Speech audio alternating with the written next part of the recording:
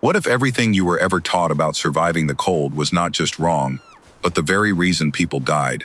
For centuries, explorers, soldiers, and settlers marched into the North American wilderness, carrying everything they believed they needed.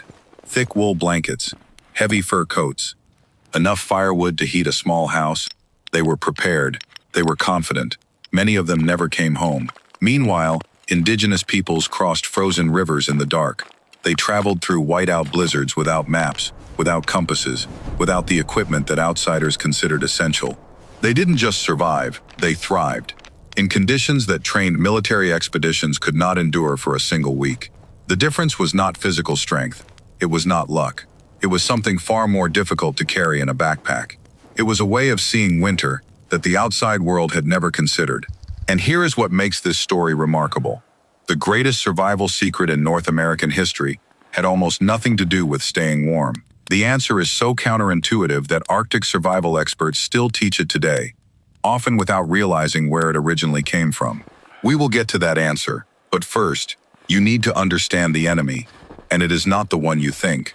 Before we go further, if this kind of forgotten knowledge is what you come here for, you are in the right place.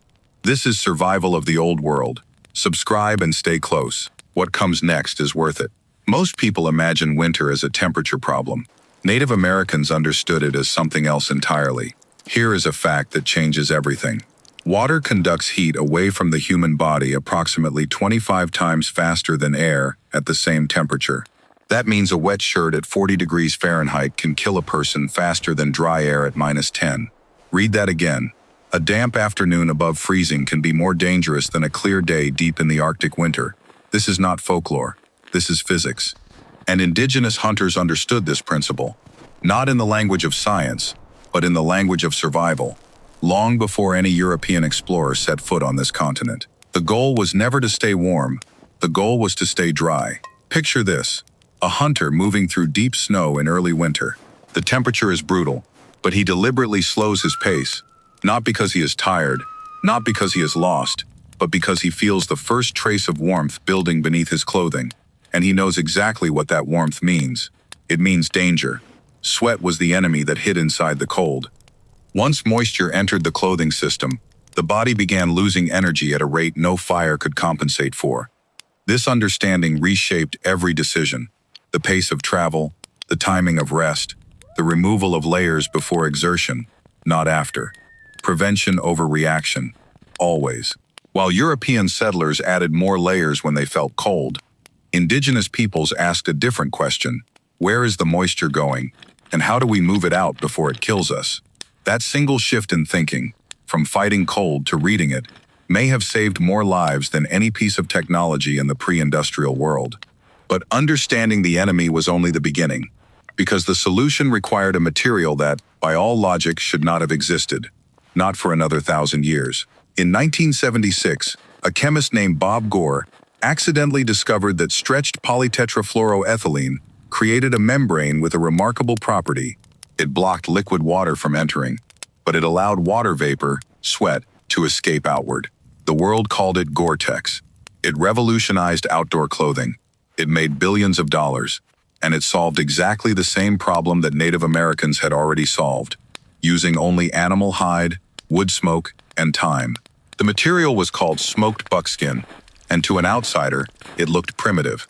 A piece of deer hide, darkened by smoke, worn thin at the edges. Nothing that would impress anyone standing in a modern gear shop. But appearance was never the point. The creation process began with carefully cleaned animal hide, every trace of fat and tissue removed.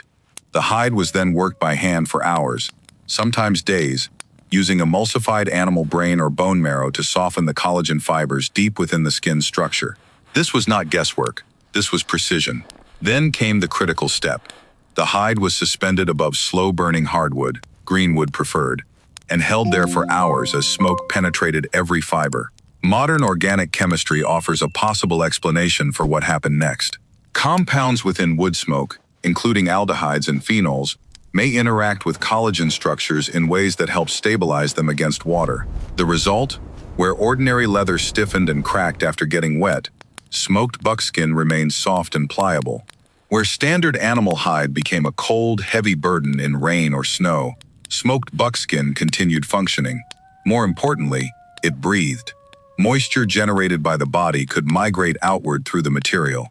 The dangerous buildup of condensation inside clothing, the exact mechanism that kills, was dramatically reduced.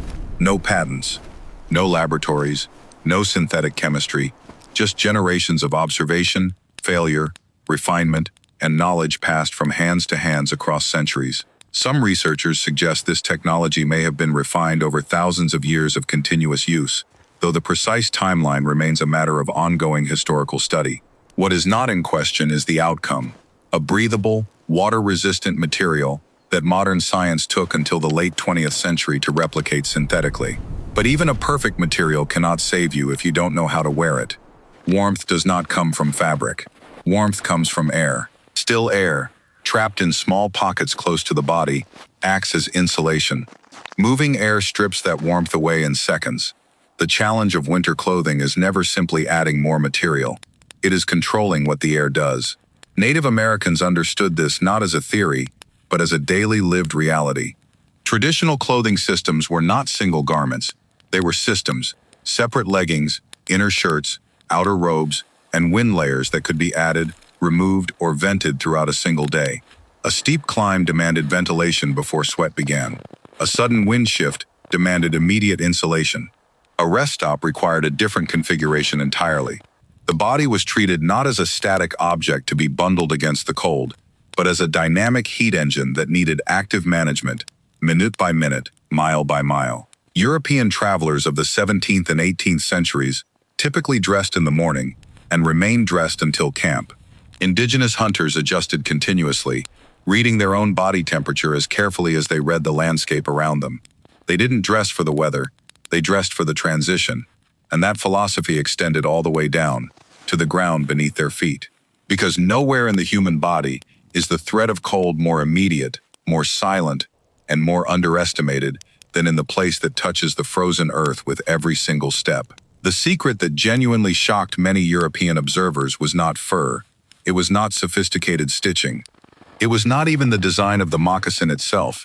It was what was inside it: dry grass, moss, cattail fibers, bison wool, materials that most outsiders would have discarded without a second thought, stuffed carefully inside soft-soled footwear and treated as one of the most critical survival technologies a person could carry. The moccasin's soft construction allowed the foot to move naturally. Blood circulation was preserved, not constricted by rigid soles or tight lacing, but the insulation inside served a second, equally vital function. It absorbed moisture from the skin, drawing sweat away from the foot before it could begin the process of heat loss. And when the insulation became damp, it was replaced. Travelers carried extra material specifically for this purpose. The act of changing foot insulation was not inconvenient. It was non-negotiable. Modern winter footwear still struggles with this exact problem. High-performance boots trap moisture efficiently on the outside, but perspiration accumulates on the inside, slowly degrading thermal performance over hours. The solution Native Americans employed, renewable, breathable, replaceable insulation, addresses this failure point directly. In some traditions, caring for the feet was treated with the same seriousness as reading the weather or maintaining a fire. A daily act of attention, a ritual, not because it was ceremonial, but because it was repeated with intention every single day that survival depended on it. Warm feet meant mobility. Mobility meant options. Options meant life. And once you could move, you needed somewhere to go. Somewhere the wind could not follow you. Somewhere that, from the outside, looked like nothing more than a simple tent. From the outside, it looked simple. A cone of animal hide stretched over wooden poles. Nothing that would impress an architect. Nothing that suggested anything beyond basic shelter. That appearance was completely deceiving. The teepee was not a tent. It was a climate system. One that solved, in a single elegant structure, problems that modern building science spent decades trying to formalize into theory. Begin with the shape itself. A conical structure distributes wind load in a way that flat-walled shelters cannot. Strong gusts that would collapse a rectangular tent flow around the teepee's curved surface, dissipating force rather than concentrating it. Engineers studying indigenous structures have noted that the tipis' aerodynamic profile performs remarkably well, even in sustained high winds, a property that was not accidental. It was the result of generations of observation and refinement across some of the most exposed, wind-punished landscapes on Earth. But the exterior was only the beginning. Inside, a secondary liner was suspended several inches from the outer covering, running from ground level to roughly shoulder height. This gap was not wasted space. It was engineered space. Cold air entering at the base traveled upward through this channel, drawing smoke and stale warm air out through adjustable openings at the peak. The result was a continuous convection loop, cool air in, warm air out, that kept the interior surprisingly habitable even during severe storms. Modern passive house architecture operates on this exact principle. The same convection dynamic, the same strategic use of air gaps for insulation, the same controlled ventilation to manage air quality and temperature simultaneously. Architects formalized this into building code in the 20th century. The teepee had been doing it for thousands of years before the concept had a name. And there was something else the teepee represented, something that building science cannot fully measure. In the cosmology of many plains nations, the teepee was not merely shelter. It was a model of the universe. The circular floor represented the earth. The poles reached toward the sky. The fire at the center was the sun. Survival and meaning occupied the same space. Warmth and wisdom shared the same walls. Which brings us to that fire. Because what indigenous peoples understood about fire would surprise almost everyone. And it begins with the most counterintuitive truth in all of winter survival. More flame, more warmth. It seems like the most obvious logic in the world. It is also wrong. A large fire creates a problem that most people standing in front of one never notice. It overheats the side of the body facing the flames, while the back remains fully exposed to freezing air. The front sweats. The back loses heat. The body swings between two extremes simultaneously, and neither extreme is survival. Meanwhile, the large fire consumes fuel at a rate that becomes unsustainable within hours. Every log burned in excess is a decision that costs you tomorrow's warmth. Indigenous fire philosophy operated on a different principle entirely. A large fire was a confession of fear. A small, controlled fire was a demonstration of mastery. Small fires produced consistent, manageable heat, enough to warm the immediate living space without creating the dangerous temperature differential that large fires generated. They conserved resources, and they allowed for a technology that may be even more impressive than the fire itself. Heated stones. Rocks placed at the edge of a fire absorbed thermal energy slowly and held it with extraordinary efficiency. Wrapped carefully and positioned at the feet, against the body, or beneath sleeping materials, they functioned as thermal batteries, devices that stored heat energy and released it slowly over hours. Long after the flames died, the stones continued radiating warmth. The fire's job was not to burn through the night. Its job was to charge the stones, and then the stones took over. Some researchers suggest this practice also appeared in ceremonial contexts, in sweat lodge traditions, where heated stones held deep spiritual significance. The line between practical survival technology and sacred ritual was in many indigenous traditions not a line at all. Heat was not just physics, it was relationship. The body understood both, and the body, it turns out, needed one more thing that no fire and no stone could provide. Something the cold destroys long before it touches the skin. Something that determined, more than any material or structure, who came home and who did not. Cold is not just a temperature. Cold is a consumption. Every breath in freezing air costs the body energy. Every step through deep snow costs more. Every shiver costs more still. In sustained winter conditions, the human body can burn through caloric reserves at rates that would seem impossible in a temperate climate. The body does not negotiate with the cold. It simply pays, and keeps paying, until there is nothing left. Indigenous peoples understood this, not as biology, but as experience accumulated across generations of winter travel. And their answer was one of the most remarkable foods ever engineered by human hands. Pemmican. The preparation was precise. Lean meat, typically bison, elk, or deer, was dried slowly until virtually all moisture was removed, then ground into fine powder. Rendered animal fat, the richest, densest fat available, often from bone marrow, was melted and mixed thoroughly into the meat powder. In some regional variations, dried berries were added, contributing both flavor and micronutrients. The mixture was packed tightly and allowed to solidify. What resulted was a food of extraordinary density. Historical accounts from 19th century fur trade records suggest that experienced travelers could sustain demanding physical activity on as little as 1 pound of pemmican per day, a claim that modern nutritional analysis finds at least plausible given its concentrated fat and protein content, though individual variation would have been significant.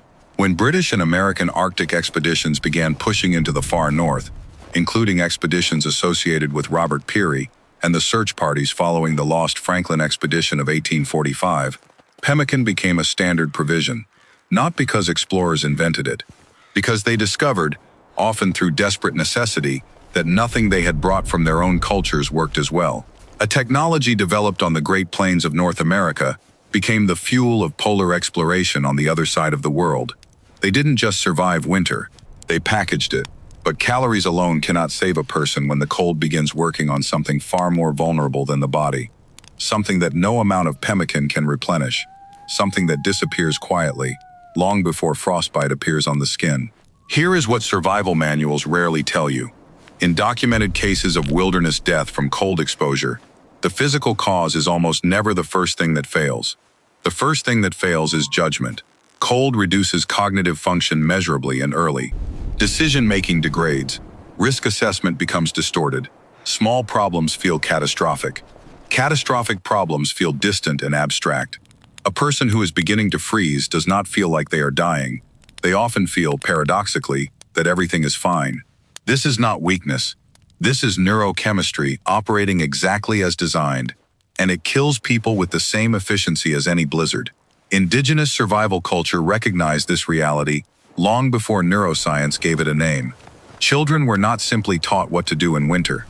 They were taught how to think in winter. Observation over reaction, patience over urgency, methodical action over desperate movement. Fear was not forbidden. Fear was information. The question was never whether you felt afraid.